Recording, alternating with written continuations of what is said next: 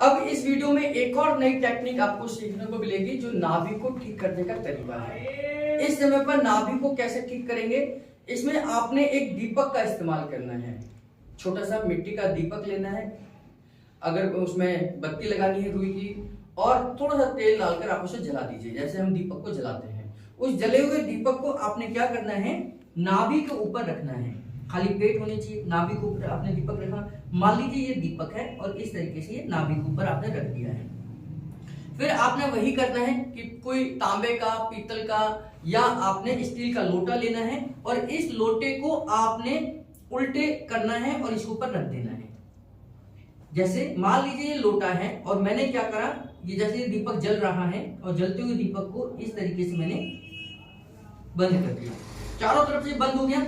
आप देखेंगे कुछ सेकंड्स के लिए तो ये दीपक जलता रहेगा और धीरे धीरे कर ये दीपक बुझ जाएगा। जैसे ही दीपक बुझेगा, यहां से मसल धीरे धीरे सिकुड़ना शुरू हो जाएगी, मांसपेशियां पास आने लग जाएगी और अपनी नाभि अपनी जगह पर वापस आ जाएगी, क्योंकि ये वैक्यूम क्रिएट करेगा। आप ये ध्यान करें कि जब ये दीपक जब तक जलता है, जब तक आपका इस लोटे के अंदर ऑक्सीजन है। ये तो आपको कांच है इसलिए आपको दिख रहा है, लेकिन जब आप लोटे को रखेंगे तो आपको दीपक नहीं दिखाई देगा। तो उसका लॉजिक क्या है कि जब तक आपका दीपक जलेगा, जब तक उस लोटे के अंदर ऑक्सीजन है, क्योंकि आग को जलने के लिए ऑक्सीजन की जरूरत होती है। तो जैसे ही उस लोटे की ऑक्सीजन खत्म होगी, आपका दीपक अपने आप बुझ जाएगा और वहां पर फिर धीरे धीरे खिंचाव आना महसूस होगा।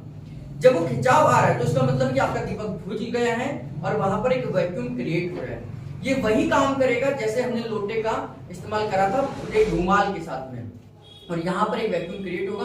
अब आपने लेकिन हिलना नहीं है, क्योंकि अगर आप हिलेंगे तो आपका जो दीपक रखा है वो गिर सकता है, आप जल सकते हैं, आपको नुकसान हो सकता है।